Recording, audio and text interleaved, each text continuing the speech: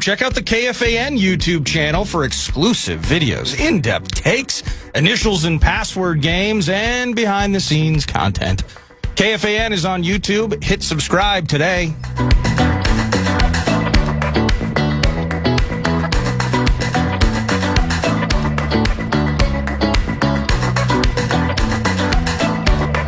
Joining us now, a weekly component, 9 to noon. Ben Leber at Nacho Leber via X.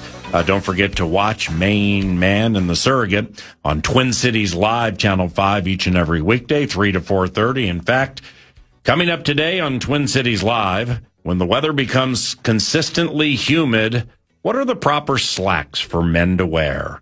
That's next on Twin Cities Live. I love how you playfully tease me about some of that stuff, but it's all very accurate. Yeah, yes. It's a fantastic show, and the proper slacks for men to wear this time of the year when it consistently is humid.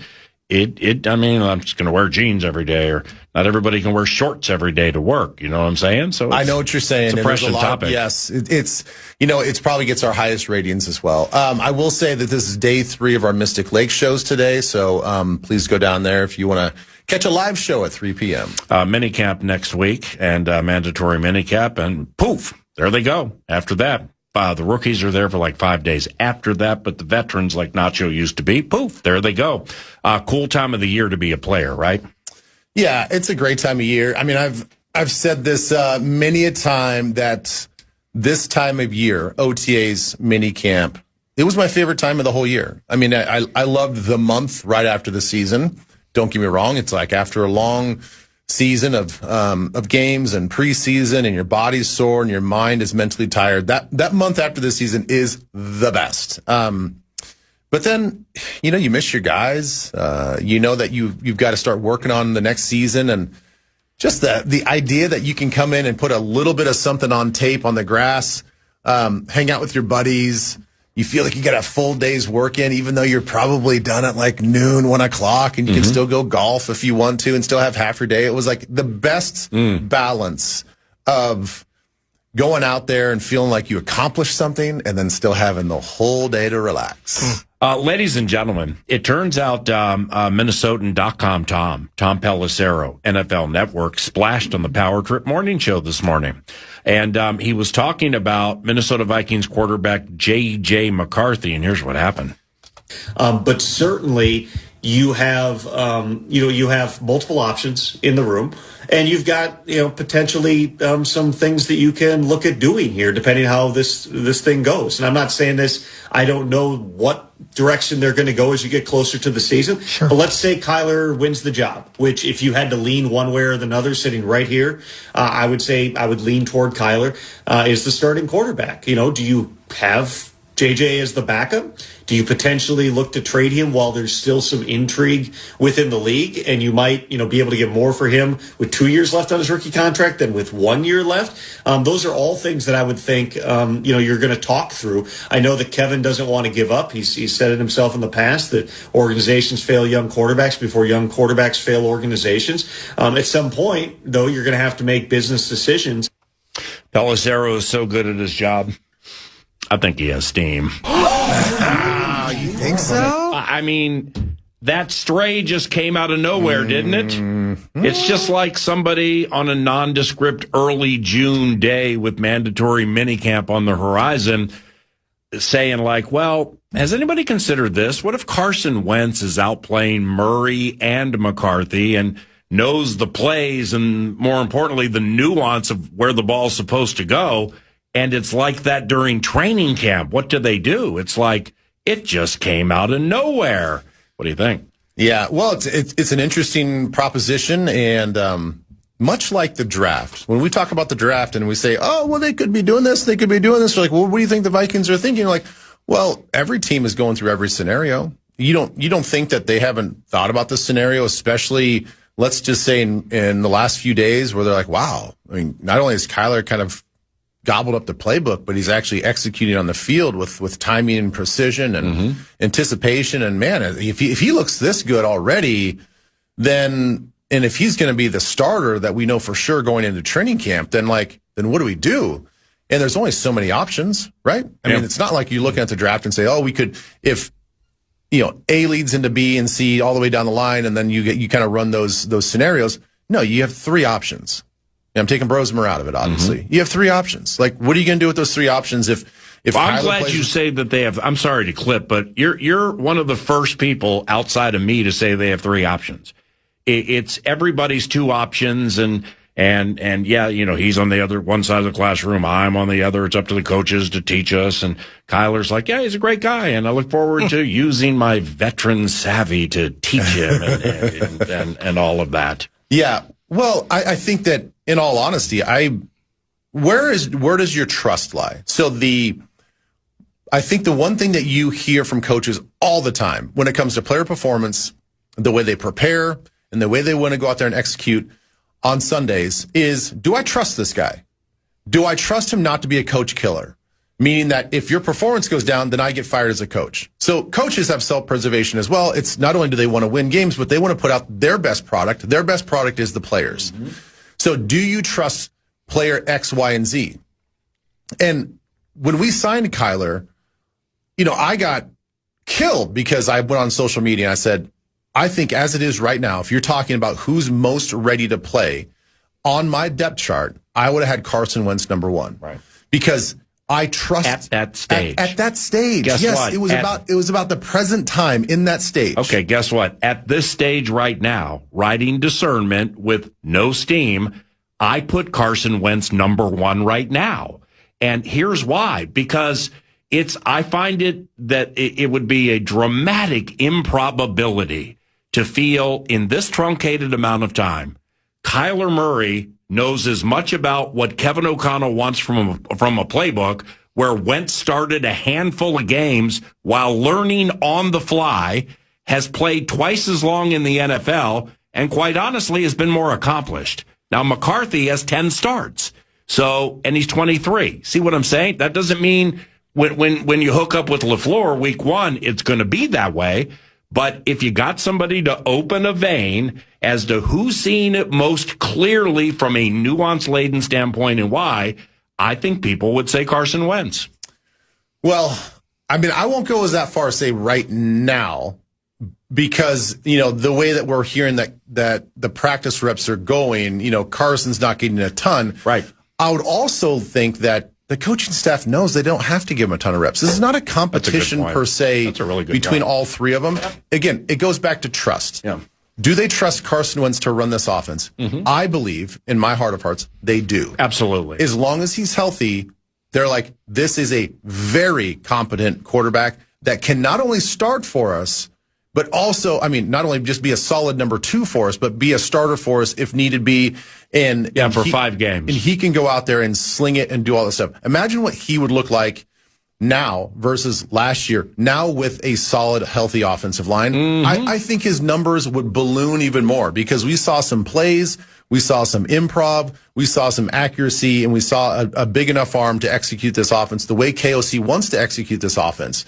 So, again, all of these words just means that right now, who do you trust? And I think Carson Wentz absolutely has to be in that category. And going back to what Tom Pelissero said, if it's really a 3-person situation, then you have to think about scenarios of, are we going to go into the season with Kyler being number 1 and then JJ being number 2 and Carson being number 3 emergency quarterback? How do we feel JJ is going to respond to that based on even just the subtle comments he made a couple weeks ago? How is all that going to play out? We got to think about the health and the chemistry and the leadership style and all this other stuff that's going to take place when week 1 actually starts. If they think in the scenarios that they've thrown out there that they can get some value for JJ and have Carson Wentz be the number 2 in the backup, I think it's a clean slate for everybody. It minimizes every distraction. It takes away from this potentially upset player, and you don't know how he's going to react on a week-to-week basis when he's got family and friends and agent telling him all this stuff and whatever, keeps chirping at him, whatever. Preach. You should be out there. And then if, God forbid, Kyler has one bad game, Preach. Then all of a sudden, what's going to happen? Is it going to boil over from JJ's camp and he's going to make a big stink about stuff? So I think the scenarios are legitimate, and they should be thinking about what to do in certain cases. So with the team as it is, and they know more than we do on the inside, sticking with trust, what could JJ do to gain your trust, Ben? Just as an analyst who knows the game very well, loves the game, watches all of the Purple games, because that's a question that's popped in my head in recent weeks. Given in the way that we've talked about competition and such, I don't know what JJ could do in a non-competitive games that don't count environment to get my trust back. It would require him going in due to injury, due to bad play for Kyler, and succeeding on the field to gain my trust back. What do you think? I think for me, it's probably not only does he have to improve some things, and we've heard that he's layering the football a little bit better. He's doing a better job of just understanding the different levels of the field.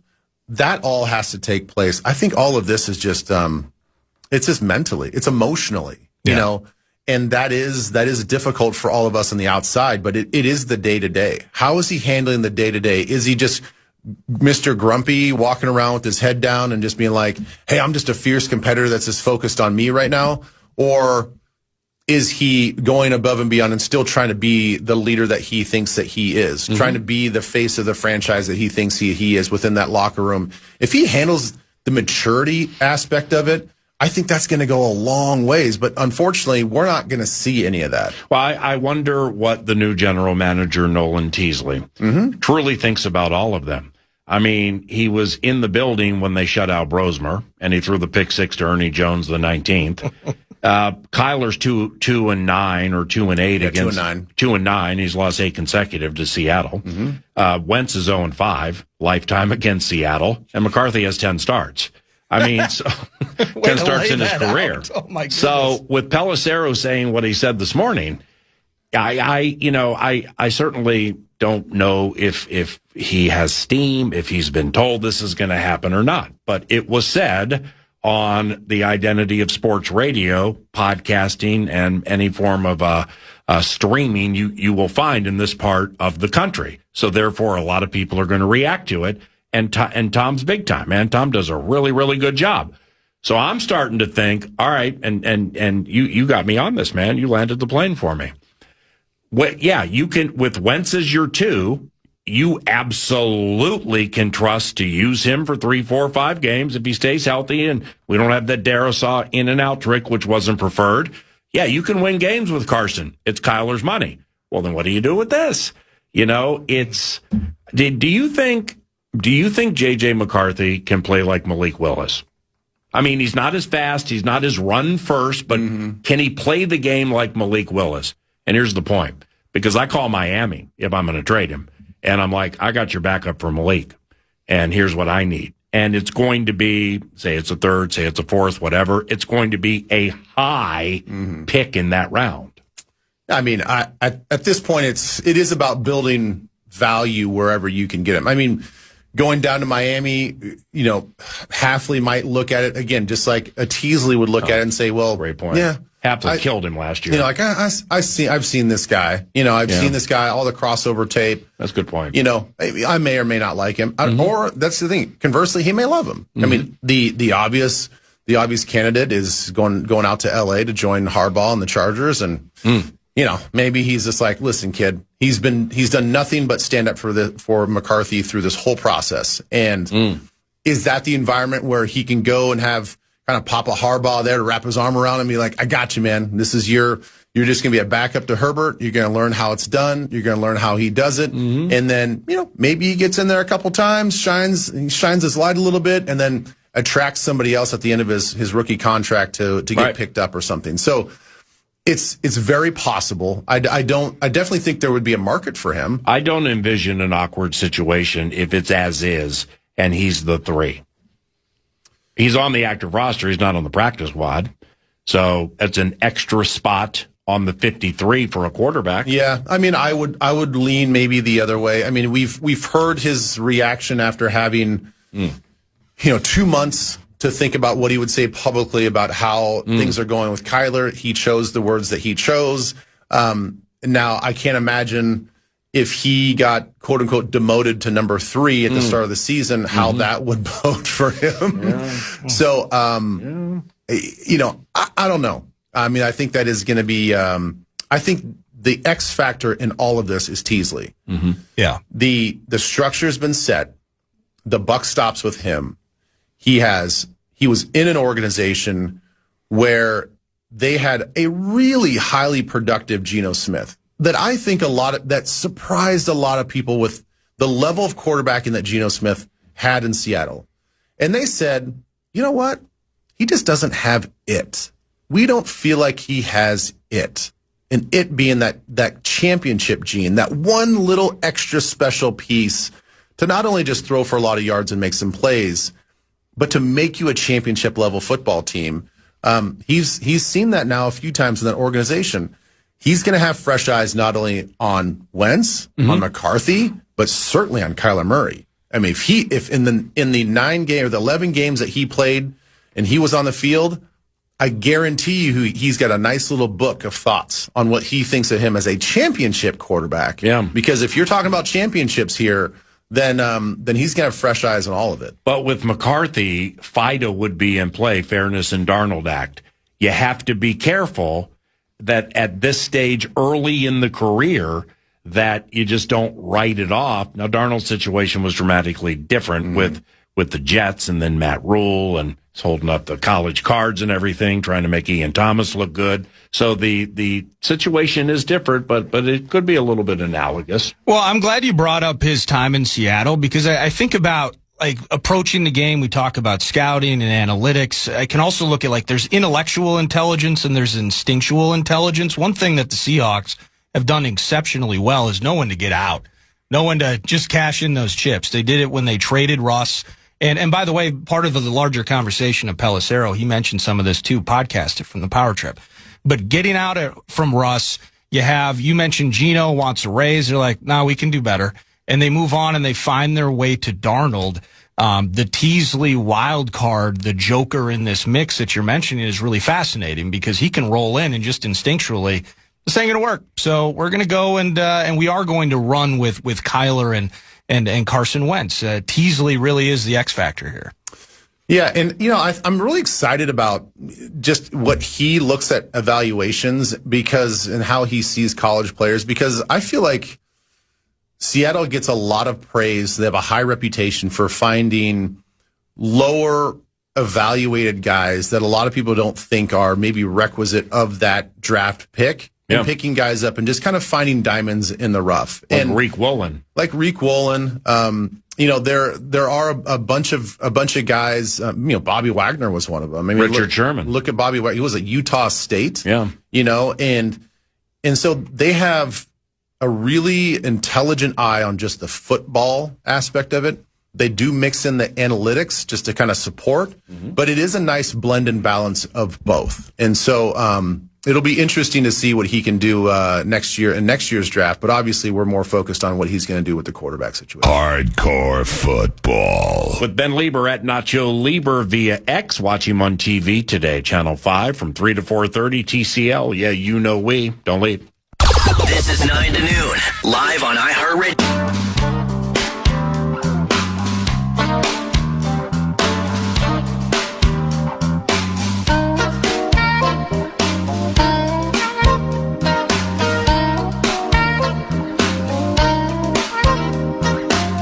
It's 9 to noon, and you know where to find us. 100.3 FM, The Fan, free iHeartRadio app. But get closer to the action with The Fan, breaking sports news, exclusive contests, and more.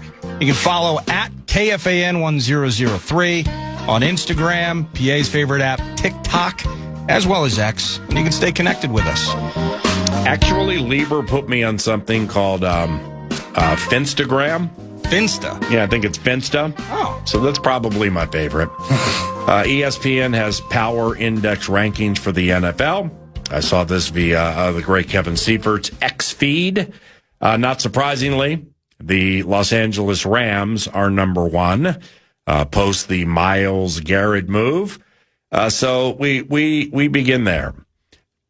Are the Rams the target at which to shoot for the entire NFL after this Myles Garrett deal? Probably. Although, the thing is, like, I wouldn't go around saying that giving up your first-round draft picks every year is the blueprint for success.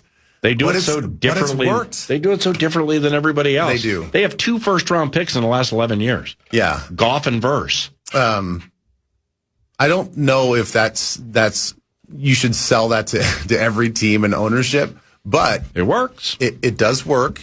It's worked to a point. They've been relevant. Yeah. But I would also say, like, you're setting yourself for major disappointment, and you better thread that needle. Mm-hmm. And they did. They did once. Well, right, but I mean, there are franchises that go half centuries not threading one needle. I know that. I'm just saying that I think it's working for them. They have a lot of things going for them. They have this great mojo and great vibe and connection and this chemistry between head coach and GM. Hard to replicate. I know people are looking for it. Hard to replicate. They do training camp in Maui. Yeah, that's new, isn't it? Yeah. But I think it's right? I think it's every year now for them. I don't think it's not. That's just a couple days. I think. I don't think it's like the full time. But either way, that's so sweet. They got a lot of things going for them from a branding standpoint. They're doing a really good job. Hats off to them. Are they underachieving? Because in the end, I mean, the end of the Belichick era, drafting was a problem. Mm-hmm. Belichick, the coach, versus Belichick, the personnel guy. The Chiefs, we've seen what they have done. So while you're lauding them and it's bleep them picks and look at the dream team roster they've put together, and I think they absolutely are the target this year, but have they underachieved the way that we look at a Sean McVay and all things around his universe in L.A.? Kind of feels like they have underachieved a bit. Boy, that's lofty. Well, the thing is, that's why I was choosing my words carefully there, because they've been to 2 Super Bowls the last 10 years. Again, they're relevant. And they are highly competitive, but there is a part of me, and that's what I was saying, like, you better thread the needle. And yes, they have. They've done it one time, but every other year then just seems like a major disappointment. Mm-hmm. That you're sacrificing our future every single year to hopefully next year be the one year. And if you fall short, that is you failed. Now, it seems like a failure that's hard, that hits harder than other teams, other franchises that don't make it, just because they put so much effort into it. Mm-hmm. So I applaud them for trying. I like the aggressiveness. I think it's great. Again, I just don't think it's the blueprint for every other 31 teams out there, just to be like, hey, bleep those picks. We're just going to go after some free agents. The thing is, you need to hit on both. It is a balance of both. Developing guys that are younger players, but also you find guys in free agency that are proven. They've been in the league. Mm-hmm. They've done that. You've competed against them. You know what they look like. So why not pay for that value? And you draft Braden Fisk, Kobe Turner, Byron Young, non-first round picks, and they're not good. They're high end. Oh, they're super high end. Right. So they've done a really, really good job. So yeah, I would say, and I would just say, for me personally, thankfully, I'm not an offensive lineman or a coach that has to coach against these guys. I want Aaron Donald to come back. I do. I want to see. Do you think there's a chance? Yes. So do I. I think there's a high chance that he comes back. Goody. Apparently, they don't have a ton of money to spend, but I think in the right situation, they're like 16 under the cap. I don't know what it's going to take. He could be slow playing this for just a few more bucks. I'm sure Stan Kroenke can be like, hey, Aaron, AD, come here.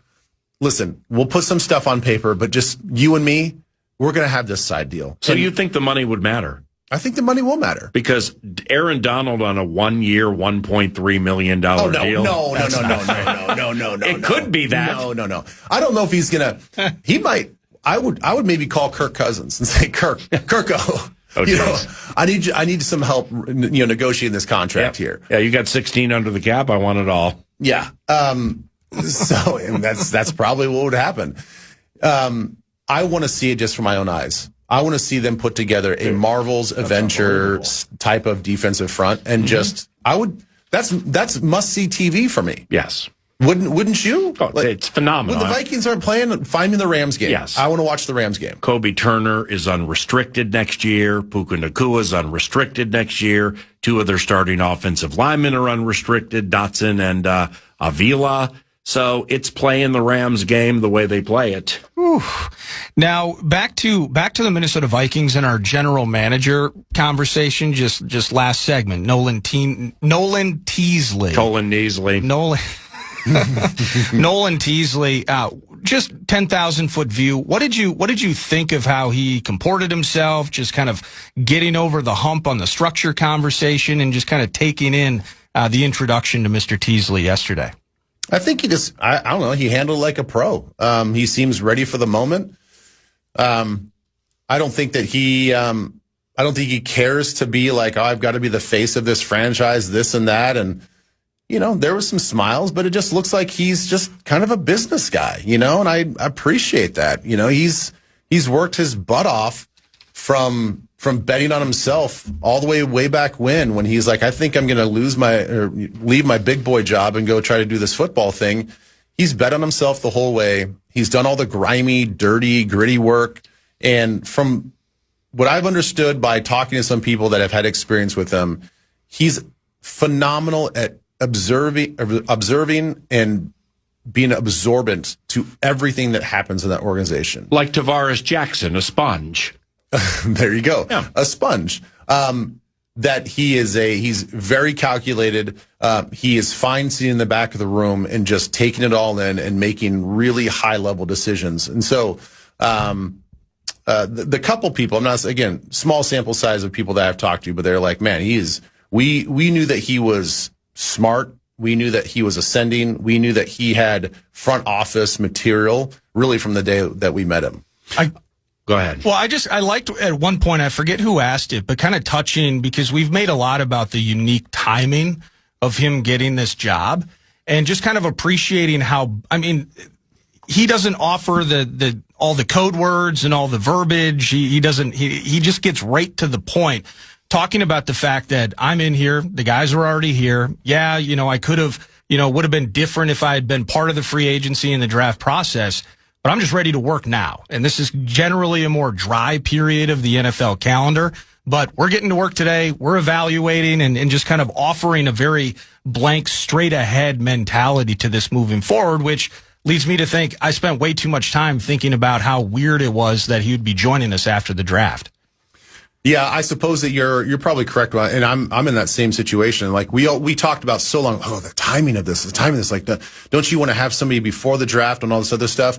Yeah, maybe ideally, but that's also if we hire a GM, 4-6 weeks before the draft, it's like, well, how quickly can they get up to speed, and like how quickly can they assimilate and do all this other stuff, and how can we assimilate to what they're doing? So the fact that Brzezinski, in my mind, did a fantastic job, a phenomenal job during the draft, and now he comes in during this kind of quiet period, and let's be honest here, he knows all of our players. When you're in the role that he's been in for the last 4 or 5 years and being around that organization for the 13 years, they have a scouting report and a book on everybody. Yes. So, including all the Rams. Well, I'm telling the truth. The two teams to beat in the conference are the Rams and the Seahawks. Right. So you hire Teasley before the draft. Okay, great. Get up to speed. But then you hire him after the draft, and he rolls in here with that voluminous Seahawks notebook. I always love that on one. All those mid-round sneaky players in 2027. Yeah, and I get that he has to turn his Seahawks, playbook per se, his laptop into the Seattle Seahawks. But it's not like he has to come in here on day one and be like, wait, who are you guys? Yeah. Who's our starting left tackle? Oh, never heard of Christian Darrisaw. Right. Oh, who's Jake Golday? I didn't know that there was linebackers in Cincinnati that were going to be draftable in round 2. No, they did their work and due diligence on all of these players. So he's very familiar with who they are. Now it's just going to be a matter of like, okay, hey, KOC, what do you really look for in these type of players? What's your offense looking for offensive linemen, running backs, wide receivers, blah, blah, blah. Right. Do the same thing with B-Flow on defense. And then it's a matter of learning their traits and characteristics to the nuance of the offense and defense. Take it a step farther. It's those of the crafty variety, those with the next level cunning and guile, the Veaches, the Rosemans, and so on. Maybe the Sneeds. Well, when they roll into the building, Well, they already have a general idea of what Kevin O'Connell wants because they probably met with him twice. Probably met with Flores, texted, FaceTimed, or something like that. The ones with Cunning and Guile go into the Frank Smith office. I always love that one. What do you need? Yeah. Because you're new, and now I know what you make, and now I know what they're expecting of you in this part of the offense. I need to know what you need. Yeah. You know what I mean? Yeah. And, I mean, he's got to talk to Mark Wilf and say, hey, Mark and Ziggy, what do you guys need? Right. What are you guys really looking Storied for franchise, now that I'm with here? Lombardi. Right. Yeah. Wilf's ain't afraid to spend money. I mean, like Wilf's also loves shiny toys. I mean, Childress had some shiny toy to him from Philadelphia when he got hired. Mm-hmm. What else? Brett Favre, $20 million his first year, $20 million the second year, I think. The guaranteed contract, first in the history of the NFL, to Kirk Cousins. I think was Hutchinson during the Wilf run? Yeah. Had to sign off on the poison pill. Yeah, he came in with me and Longwell and Chester Taylor. Yeah, they DiFilippo, offensive coordinator for a Super Bowl winning team. So, I wouldn't say Teasley is a shiny toy, but he does come from a championship organization, you know? That has some shiny toy to it. Yeah, and I like the idea that they went with the candidate that has never touched the Vikings organization. They're not afraid to have somebody come in with fresh eyes and say, yeah, we like this. I would change this a little bit. Maybe we change it and we try this. They're willing to experiment. They're willing to think outside the box. And we all know that they are probably, it's not even an argument. They are the best ownership in town. I mean, they will invest in this football team and they will try over and over again. And they desperately are trying to bring a championship to this fan base. And this is just another attempt to try to, to do that with somebody that came from a championship caliber team. You could just hear it in Mark's voice yesterday, too. I mean, that dude wants to win. Yes. And you could almost feel him wearing or going through mentally. He was direct. 20 years of structure conversations, coaching changes, general manager this. Wizenators. 4 years ago, I'm sitting at a table having a similar conversation about the excitement and optimism of a different guy. And now here we are again. The structure's set. Let's just freaking win something. It was almost, I'd say, as assertive or forward as I've seen Mark Wilf in a public conversation in years. If you are Jared Verse and Braden Fisk is your best friend, their best friend from Florida State, they've been dogs for years. You're on a team that, with or without Myles Garrett, is absolutely one of the favorites to win the Super Bowl, and then you get traded to Cleveland. Like, how do you handle that? Well, I heard you guys mention this earlier with Alec, and I heard his press conference and the words that he said in Cleveland. He seemed cool. I was really impressed, man. Yeah, me too. He said all the right things, and I'm sure he's upset. I'd be upset. I'd personally be upset. I mean, every player not only wants personal success, but they want to win a championship. And when your team, the team that you're on, is just like we said, perpetually poised to win a championship, and then you get shipped off for that to a place like Cleveland. It's not like you got shipped off to Philly. Jimmy Haslam, though. Yeah. So Jared's like, I'm not in team drills yet. I see all the talent. This team has a lot of talent. We're going to win more games than people think. Paraphrasing. If I'm the owner, Jimmy Haslam, I'm like, bro, don't say, no, we're not. We need a quarterback in next year's draft. How about Dylan Gabriel? Did you? No. He wore number 8. Verse wears 8. Gabriel said, this is phenomenal. He's like, I was hoping that maybe I could sell it to him, but instead he came in, took number 8, and just walked out to the field. I always love that. That's awesome. He got T-boned. I love it. He just came in, took 8, and walked out to the field, so I guess I'm wearing this number. Yeah, what are you gonna do, Dylan? I know. What are you gonna do? That was hilarious. I love that power move. That's hilarious. I mean, that's like a real bully move that works, and I think it's kind of funny. In closing here, what is 3rd and Juwan, and when can we talk more about it? Well, that particular episode. So I'm dabbling with just doing a little bit more Vikings content on YouTube, and I've had an existing channel for a long time, and it went dormant for a while because I was just doing like little pre-draft videos and stuff, and now my buddy Cy Amundsen and I are just we're just dabbling with some things here. You and got there. the funny man in there, and sweet. Yeah, I'm a big Cy guy. Yeah, check it out if you want. But there's we're not ready. No, we're not ready. I didn't watch it. I didn't know if it was tied to KFAN. Or if it was the benleber.com bit or your podcast that you, so that's all I needed to know. I would assume closer to training camp or certainly during training camp.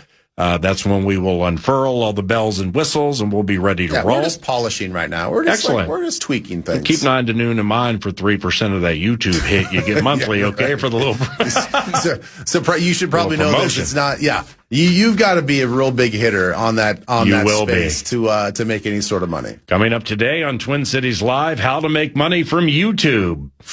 We will be back after this. Thank you, Nacho. Thank you. Ben Leber at Nacho Leber via X News. Du Nord is next. This is PA on iHeartRadio and KFAN The Fan. Guaranteed human. Keep listening for the next chance to win your way. Hey, it's News Du Nord brought to you by The Casino at Canterbury Park, CanterburyPark.com. And live racing in play, so check out the website for post times and when you need to be there for all the action. But otherwise, you can find that out by just popping in anytime and playing some poker, blackjack, or table games. You're feeling the felt all year long. Cool events.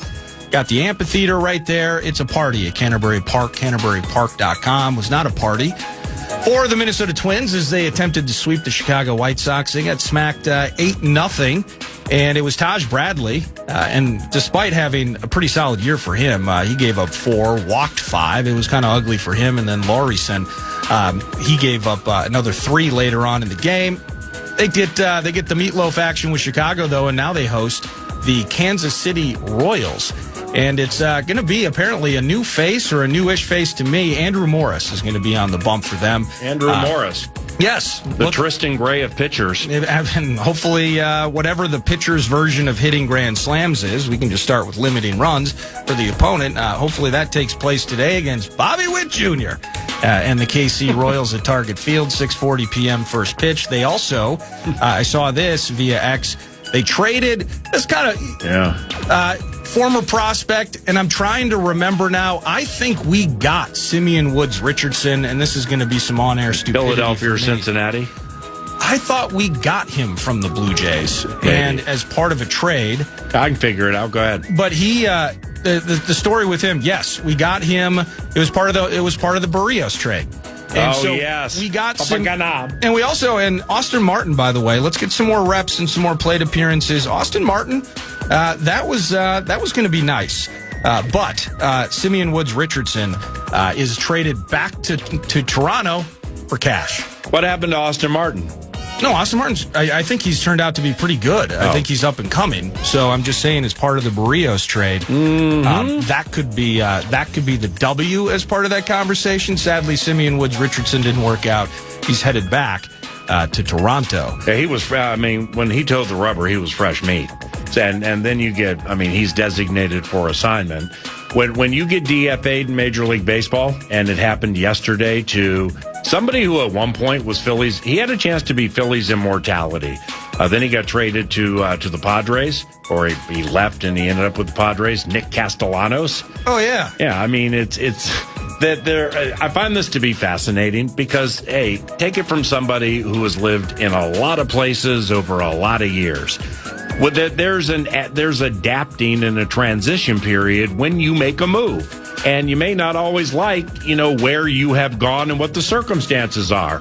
Like Castellanos, I don't know how you can possibly hate being in San Diego and like batting around Fernando Tatis Jr. and Manny Machado and Cronenworth and Jackson Merrill and Xander Bogaerts and stuff. But Castellanos must have hated it so much they just cut him. And then you look at Bo Bichette, Dante's kid, was with Toronto. He was popping tags. He's starting for the New York Mets to come together a little bit, but he's been a fat L this year for the Mets.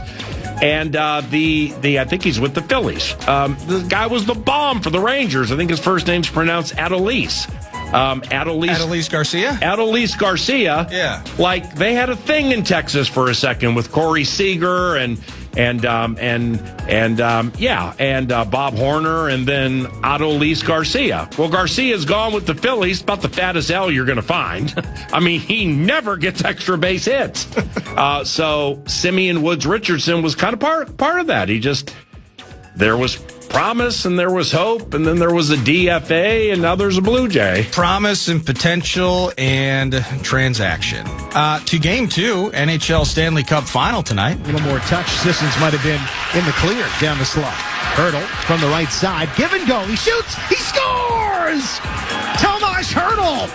5-4 Knights. 3:24 to go in the third period. I was out yesterday. Oh, hold on. That was like the player Stankoven. You're like, ever considered getting a stank oven? The way, listen, can I pull his name again? He just said, the Vox for Vegas Golden Knights just said, and you could take it like Stankoven, stank oven. He said 5-4 Knights. See, there's something in there like 5 for Knights or 5-4 Nights. Well, what's a 5-4 night, Box? I mean, you work in Las Vegas. Is it 5'4" Nights? I mean, what do you got here, Vox? Oh, the point is, man, you got me looking for so many different names now. Every time I see somebody's name in the world of sports, I'm trying to pull a stank oven out of it, and I can't. It's stank oven is the greatest. You can't make that up. It's incredible. And Stankoven / stank oven, and the Carolina Canes are trying to bounce back. I love that saying loss. stank oven. Man, they were what? Midway through the first period, Ehlers hammers 2 home, and that place was on freaking fire. It had vibes of the closeout game where the Wild had that 3-0 lead in Denver. But man, these Knights are good. I thought Carter Hart struggled specifically early in that game, so he has a chance to be better. But the Canes are weird. They swept their first 2 series, laid an absolute freaking egg against Montreal in game 1, and then just swept their way to the final. So they haven't lost consecutive games. Game 1 was different in this one compared to what I agree with what I brought up what you were saying yesterday. Okay. And we'll see the response. I don't believe, well, it's fact. You think this stings them a little bit? The veteran-laden Vegas Golden Knights are not going to lay down and act like impetuous children the way Montreal did as it was being dispatched from the postseason. No, that's a good point. The Caulfields of the world and such, the bright-eyed kids. So if we took 15,500 Love Covenant dollars because we were going to scoop 10,000 and put it in pick 5s at Canterbury, I'd be shaking a little bit of my shoes right now. Can I carry a plaid valise when we do that? Sure, if you actually get over there to check your MVP card one day. And then all of a sudden, that's fair. It's not there. That's what do you fair. mean it's not there? Cool. I'll see you guys soon down in Shakopee at Canterbury Park. You stank oven. I assume this is going to be a major, I might go so bold as to say this will dominate the conversation next segment with Johnny Krasinski, but how about Karl Anthony Towns and what he did in the third quarter last night? How about Jalen Brunson, the 30 he put up, but specifically what he was doing in the fourth as they ran their way to the finish line? Back and forth game 1 of the NBA Finals was a blast. And the Knicks don't quit, man. Josh Hart with classic Josh Hart line. Every team needs a Josh Hart. 3 points. He's got early foul trouble, and he just has 15 boards, 6 dimes, and like 4 or 5 steals. What a roster that they have put together. Mm-hmm. And if Landry Shamet plays defense like that, who knew Landry Shamet could play defense like that? The mailman does on the waiver wire LFL style. Yeah, like he cared about defense in the middle of January in the league freak season. I mean, Landry came in. He's pointing, Jalen, you go there. Mitchell, you go there. All right, break. I mean, Landry Shamet was a coach on the floor last night. No, it was impressive, and I know we're going to get to Johnny. It's just I wonder if the Spurs will tinker with De'Aaron Fox. And you can tell me I'm wrong and take me deep on this. I think De'Aaron Fox has been one of their least productive players. Mm-hmm. We're talking one night. I'm with you. It was against the Wolves. It was earlier in the OKC. And so I just as But you know who plays if he doesn't? Dylan Harper. And that's the Harper was taking the L last night, and I mean, because Vassell's going to play, Castle's going to play. So then, what's the other guard? Fox. Right. Okay, Champagny, you can't sit down. He's on fire this postseason. Yeah. And then you got the French kid. So yeah, you bring up a great point. Can you start the rookie? Well, I don't know Is about he ready? I don't know about starting him because But you short shift here in Fox and mix in more Harper. Bring it up for Johnny K around the corner. Let's do that. That's News to Nord. John Krasinski with The Athletic and TheAthletic.com. Elite basketball mind. We're going to have him on to talk about the NBA Finals and also some tidbits from the one-on-one 9 to noon had with Chris Finch yesterday. It's 11 o'clock. Good morning. You're listening to KFAN. You're listening live to Paul Allen and 9 to noon on iHeartRadio and FM 100.3 KFAN, The Fan. From the 1